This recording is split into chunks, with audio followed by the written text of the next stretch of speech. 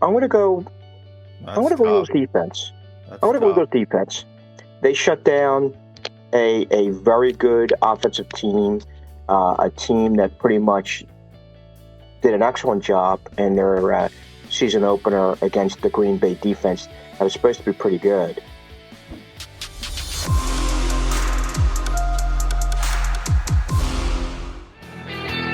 You got John McMullen Jody McDonald here with you on Birds 365. Let me just take a quick second to thank a bunch of people before we return to the domination it was the Eagles over the Vikings.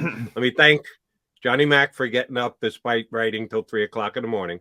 Let me thank Kevin O'Connell for winning the toss and deferring and giving the ball to the Eagles first rather than put his own offense out there. What a bunch of dummies dope. They are. Just a dope.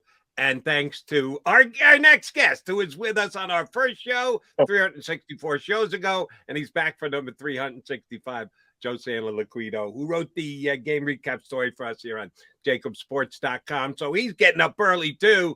Thanks, buddy. And you spent the weekend in Vegas. How are you even still breathing?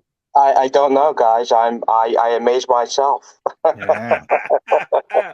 What's more amazing? Santoliquito got up for us what the Eagles did to the Vikings last night. Yeah. Both of them were pretty damn MVP, amazing. Jalen Hurts, Darius Slay, or Joe Santoliquito. Who are we going with? You know what? Jody knows the backstory. Yeah. Jody knows the backstory. I've probably been through more the last week. And I'm lucky I have my two front teeth. Yes. You don't look half bad there, brother. Thanks much. Thank you. I appreciate that. I appreciate sucking it up and getting it done with us the same way that the Eagles did last night. Legit question. Because the Eagles dominated both offensively and defensively. The offense with the block punt, a couple reasons why. The only mistake Jalen made was trying to throw that screen into the middle of about 12 guys. That was Kenny Gainwell. Come on. Yeah, that was Gainwell. It was, and I'm not trying to make myself an NFL quarterback. I never throw that pass. Specifically, if I'm Jalen Hurts, I can run like him. Gainwell should have caught it right. It's off his hands, but yeah, I would have never thrown that pass. But we're nitpicking here. But which was better last night, Joe Santoliquito, Eagles offense or Eagles defense? I'm going to go Eagles defense. I'm going to go Eagles defense. They shut down a very good offensive team, a team that pretty much did an excellent job in their season opener against the Green Bay defense that was supposed to be pretty good. So I'm going to go. I'm going to go with defense. That's interesting. Yeah, that's a tough decision. I'll probably go defense too. I'll go with you, Joe. I'll go 10 for the defense, 9 for the offense, because the offense should have scored more points. That's the only thing. They should have. So there were a couple penalties illegal downfield. They can't run a rub route to save their lives, but Except hold on. I know what you get. That was a god awful penalty. And they certainly touched on it on the broadcast. I'm wondering if you guys are saying this. And again, I have to watch the broadcast. Now, from live, it looked like Devontae got his arm out. No. The defender hit Devontae and then took a dive. It was a god awful call. Terrible call on Devontae Smith. Yeah, I agree. I agree with Jody. Yeah. Yeah. I haven't seen the broadcast yet, so maybe wait maybe till you go back and see that one. Supreme by the Viking defender. And that's, one of the things where, the Eagles have a reputation for that now, going downfield, of struggling with those rub routes, and they pay more attention to it. So they got to clean that up. But yeah, we're nitpicking. Defensively, Joe, Jonathan Gannon comes in, a lot of people unhappy, shows up, as you mentioned, the narrative all week. If Jared Goff and DeAndre Swift and Amon-Ra St. Brown do that, what are Kirk Cousins, Justin Jefferson, Dalvin Cook going to do? The answer is nothing. What changed? What changed on the defensive side of the football? A little bit more pressure by Gannon. I think they stuck with, and again, you were out in Detroit, John, so you would know better than I would with this. But they put they gave the sense I got of last night. Obviously, they gave specific assignments. You saw Slay on Jefferson throughout most of the game. I believe I had it the 5 times Cousins targeted Jefferson with Slay on him. I believe Slay had 3 pass breakups, and then we know we had the 2 interceptions. So Slay, as far as I know, from the naked Joe eye, he shut him out, unless maybe there was a pass that Cousins hit Jefferson with while Slay was on him. But when Slay was on Justin Jefferson, he completely shut him out. And maybe this is a tactic. We used to see it with Deion Sanders. When they put Deion on someone one-on-one, that receiver, whether it be Jerry Rice, well, for the most part, Jerry Rice, but that receiver, the opposing receiver, was always locked down. And we saw that last night with the way Slay played. He certainly earned his nickname, Big Play Slay, because he almost had 3 interceptions. Yeah, but he had a shot at 4 or 5, to be honest, but he dropped 1. He should have had 3. Yeah, I was saying before you came on, amazing performance by Darius Slay. In the modern NFL, I've never seen a cornerback dominate a game more. I really haven't. I was trying to think about that last night. The game's changed. You mentioned Deion. The game's changed. Yeah. I'm not talking about those guys. Yeah. I'm talking about in the current environment where everything's tilted towards offense. They don't let these guys touch the receivers. I've never seen a more dominant performance from a cornerback ever. Yeah, it's been a long, long while. I can't think of any offhand myself. Nothing in the recent past. So you take out, and the other thing too is with that one-on-one, you have the trust in Slay taking out Jefferson. You don't have to tilt the field one way or the other. Yeah. So suddenly the Vikings don't have that one side of the field, and then obviously we saw later on in the game they start to go to Thielen. Yeah. Who I don't think they even targeted him. No, they didn't. Midway through the third quarter, it was bad. I said to Jody, so I'll quickly ask you as well. Look, the Eagles were great. We just said I gave them a 10 and a 9, maybe a 9.5 on offense. Are they really, really good, or was that just a horrific game plan from a rookie head coach on the other side? That's a great question, John. I'm going to go with. I was going to say land in the middle, but that's the safe answer. I actually think the Eagles are really, really good.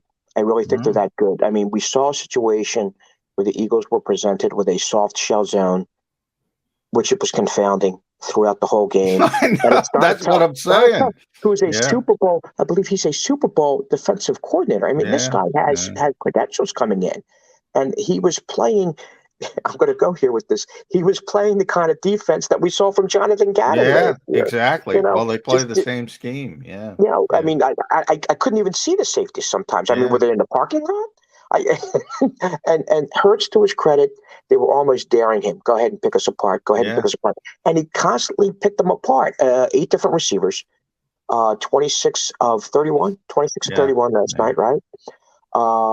From what I've gathered and from what I saw, I think that's the best performance I've ever seen Hurts. That was his best game. Easily.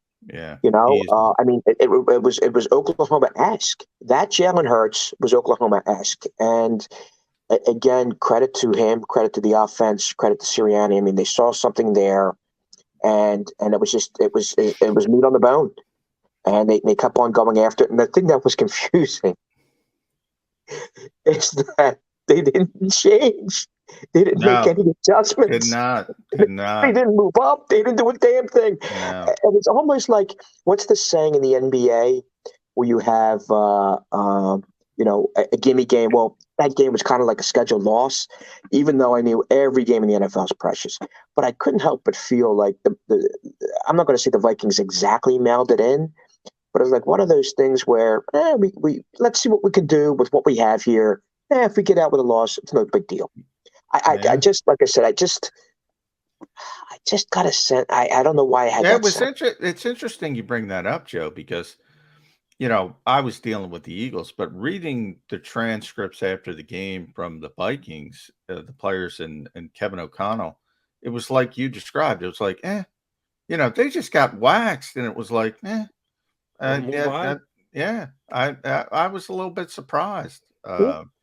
that there wasn't a little bit more, anger at their own performance. They were like, no big, it's one of those things. Let me add this to both you guys' thoughts, and I don't know if you saw this on Twitter. Kyle Brand from Good Morning Football tweeted before the game. Yeah, Jefferson. If the Vikings win, make sure you tune into Jefferson's post-game. Yeah, I was thinking about going down there if the Vikings won. I didn't have to worry about that. That was over by the second quarter. Yeah, I found that interesting. John? Do you know you said you saw the quote? You didn't get into the locker room. Yeah, did he even show? Oh yeah, he spoke. Oh, and he spoke very highly of Darius Slay. Darius Slay. Well, he should. Yeah. But John, did he say something like, "I'm great, but he's great too"? No, I'm sorry, he's great, but I'm great too. And by the way, Slay, if you listen to Slay was like, that's the second best receiver in football. He thinks Devontae Adams is number one. Okay. It was a big deal for Darius Slay, and I think he was. I know he was amped up for that challenge, as you can tell. He has a tremendous amount of respect for Justin Jefferson. That's why he was, so excited. And he said it after the game. And Jefferson said the same thing.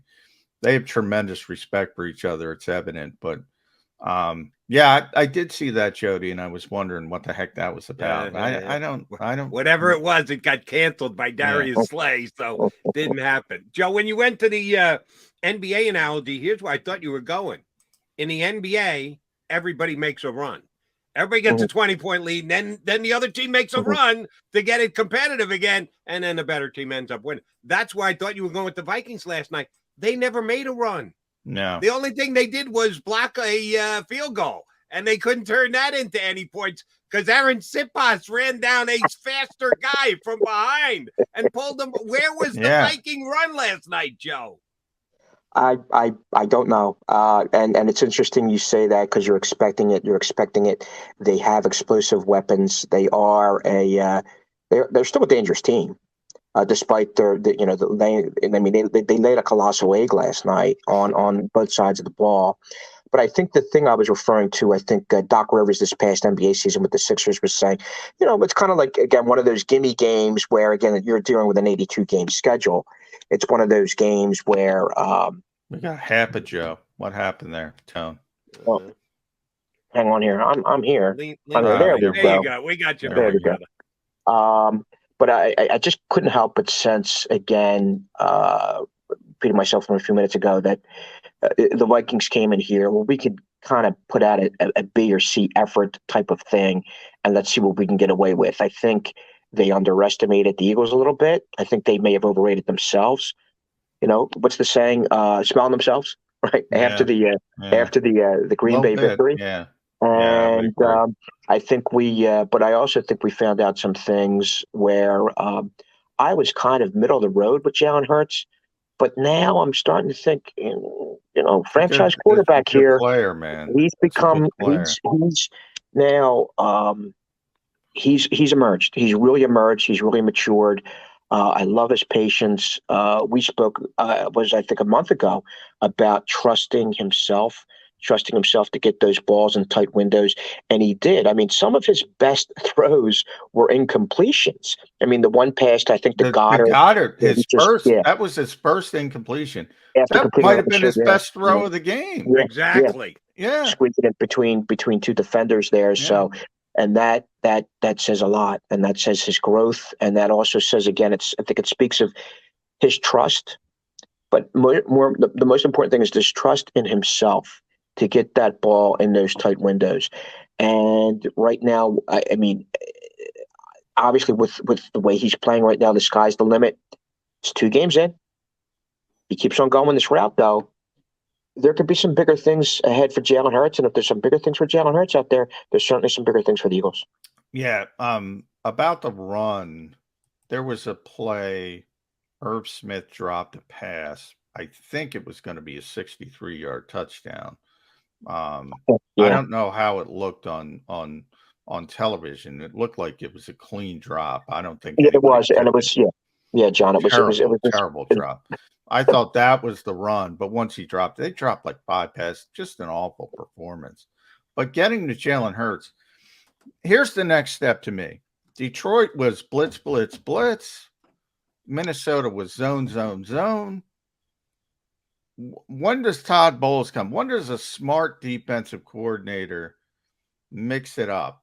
And I don't know when that's coming, but it's coming at some point. I think there were two really weird game plans to deal with Jalen Hurts, just extremes. I talked about this with Seth last night. Just complete extremes. Detroit was all blitz. Minnesota was all zone. When does Todd Bowles show up with a good game plan? And then how does Jalen Hurts handle it? That to me is the last step. This is a good football player. Yeah. And who knows what we could see this coming week from Rivera in Washington. He supposedly has a good defensive mind, even though, again, he has not exactly been a winning head coach in recent years. We know Washington has a great defensive front. Maybe we see that challenge this week because it's Tuesday and everybody's still basking in the glow of last night, but it is short week. Wentz week. Yeah. It is Wentz week. Yeah, how about that? You got Wentz week, you got Rager week, Wentz week, Peterson week. Bang, bang, bang. Oh, they already got run one. The board. They got one put in the rearview mirror. We'll see if they can add two more. Another guy I want to give some props to last night. He showed up on the stat sheet, but not that much. But I thought he played really well. Was Gardner Johnson. Again, late add to the team, not that much time to jump in and learn the entire scheme. Last time with the Eagles because they practiced less than everybody else. But he made a couple of plays. Not the Vikings, Jody. Not the Vikings. They don't practice either.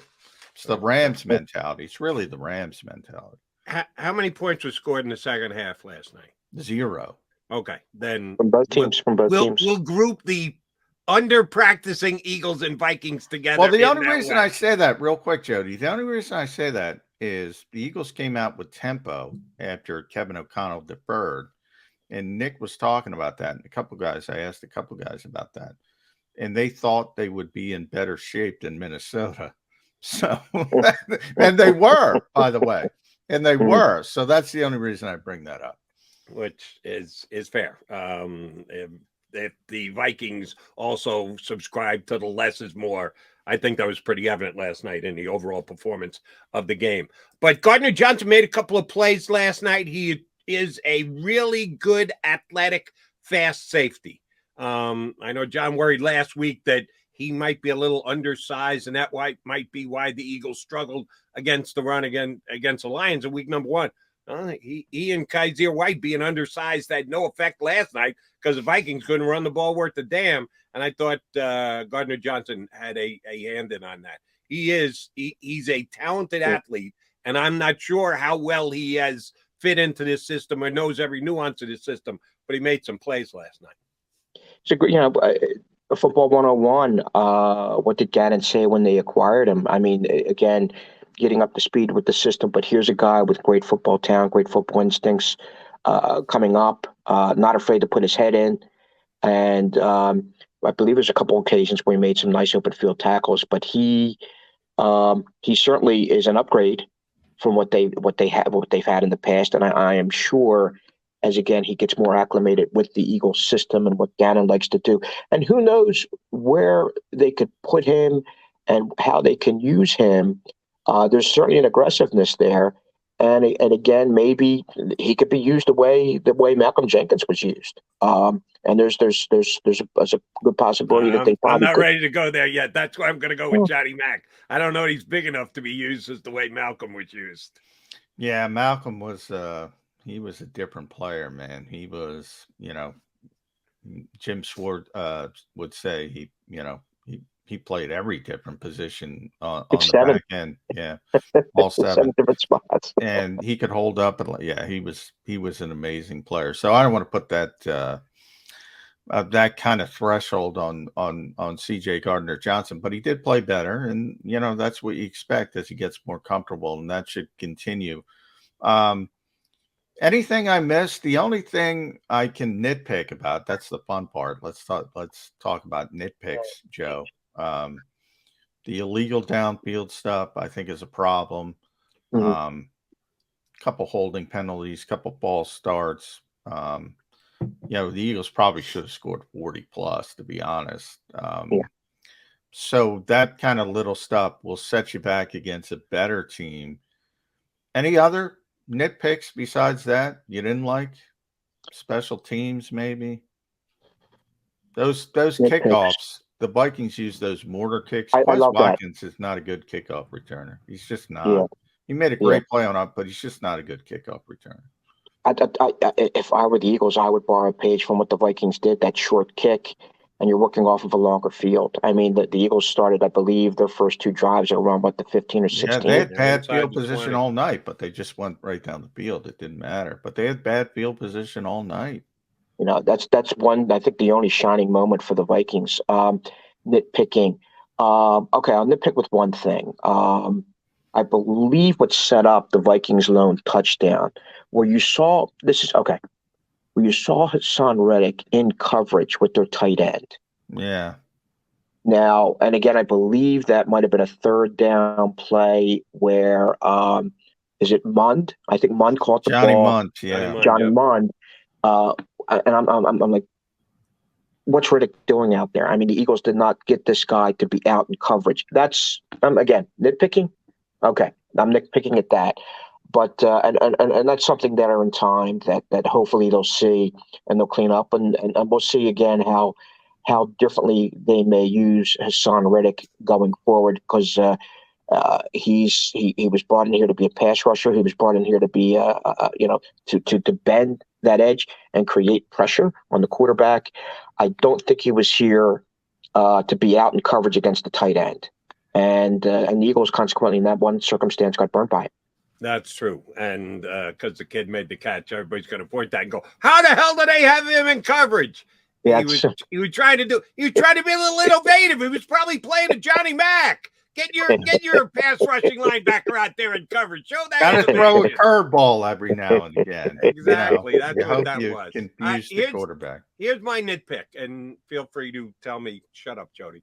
The fact that Noah Tungiai is now dressed for 2 straight games. I don't know about you guys, but I was pretty damn impressed by Calcaterra in the 1 preseason game he played. He didn't play. He was hurt. He couldn't get on the field. But then when he finally got on the field, he made a couple of nice catches. And I thought for sure, all right, well, it looks like they could dress 3 tight ends.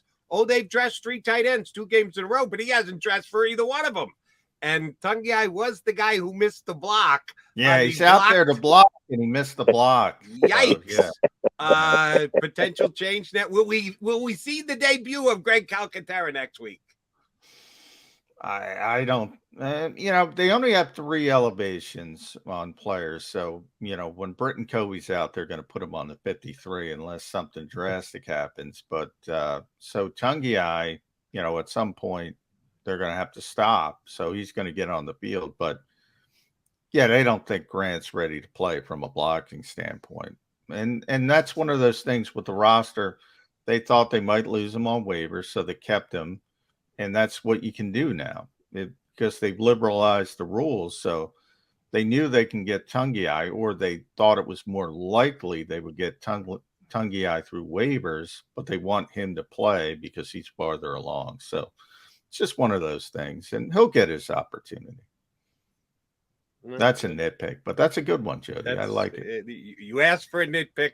I gave you a nitpick. He completely whipped on that. Joe, last thing, I know we got to let you run. You mentioned it's the return of Carson Wentz next week. But yeah. Looking at just the great numbers so far, by the way. Great numbers for Carson. Yeah, well, what else would we had the great numbers up until the last 2 games last year with Indianapolis? How'd that finish up? Overall Eagles schedule. Who's the first team that pops up that you go, okay, they'll be an underdog in that game? Jeez. Cardinals in Arizona. I know they were down 20-0 against the Raiders this week before coming back. That was another one of those comeback games. Could they be favored in their first 7, 8, all the way to Green Bay before they're an underdog? Boy, I think the Cardinals will still be favored, but that's me. I think they'll be a slight favorite. I'm not sold on the Cardinals. But yeah, and I see where you're coming from. They're going away. They're playing in Arizona. Yeah, so it's at Washington. Jacksonville here, then at Arizona. Right. Yes. Okay, and then or after Dallas that, here when we don't know whether Dak will or won't be playing. So I would say the Eagles are plus on all that. Well, obviously they'd be slight underdogs in Arizona. Maybe. Yeah, when you look at the schedule, and Green Bay's what, eight games in? Yeah. Detroit, Minnesota, at Washington, at Arizona. You got at the Colts. At Washington, home Arizona, at Arizona, excuse me. I can't read this damn thing. At Washington next week. Jacksonville home the week after. At Arizona, we all say that's a maybe. Home Dallas favorite. Home Pittsburgh favorite. At Houston favorite. Home Washington favorite. At the Colts, who, oh, by the way, have looked pitiful their first 2 weeks. That depends on how they play. That depends how they play between now and November 20th. The Colts could be favored in that game, but the Eagles, if they continue to play like that, yeah, that's a great. I mean, that's a great template last night. And again, the thing that I liked is how they adjusted. You know, again, the Lions coming at them. Okay, they pop in 38 points. Minnesota's playing back. They scored 24 and probably, you know, I'm on the same page as all you guys, where they should have scored more. 8 penalties. I think it was 8 penalties for 70 yards. 6 of the 8 on the offensive line. 3 of the 6 getting downfield. And these are things that are correctable.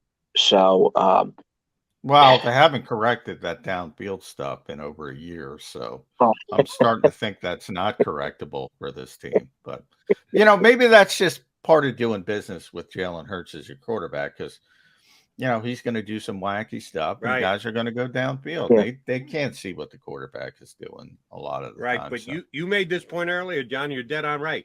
It's a year and change now. It isn't like this is their second game blocking for Jalen Hurts. They blocked for Jalen Hurts all last year. So they should be used to his tendency by now. Yeah, a blip on the radar screen and a little bit of a nitpick by us guys. But that's what we're here to do. And we appreciate when Joe Santoliquito hops in and nitpicks with us. Thank you, guys. Joe, good stuff. Appreciate whenever you do come on. Okay. Thank you, my friend. We will get you back again soon enough. Okay. Joe Santoliquito, JAKIBSports.com. Bleeding Green Nation, PhillyVoice.com. Yeah, he shows up everywhere. And Ring Magazine. Ring Magazine, left the big the boxing out. Can't do that. Yeah. He was. Oh shoot! I wanted to ask him about the fight, which I didn't watch this week because I was on the air. I heard that it was. Bring him back up. He's still there, Tone. Is he still there? Bring him back up. Bring Santoliquito back up one more time. I'm here. All right. No, it's Birds 365, but I got to hear it from you. The fight you covered in Vegas this week. I heard Snorefest wasn't all that entertaining. Certainly right decision, which hasn't always been the case when Alvarez and Triple G have fought. Not a great fight? No, not great at all. Triple G didn't begin fighting until the 9th round. And then after that, claimed it was a strategy to wait. Where you're getting your butt kicked. You're getting all busted up. You're 40 years old. What the hell were you waiting for? Now, all right, that's why I love Joe. Something happened. We lost him. But he got it in. He confirmed what I heard from another good fighting buddy fan that I have, that he paid for the pay-per-view. That's sort of like the Vikings last week. What are you waiting for? Last night. What are you waiting for? What are you waiting for? That was my question for Minnesota.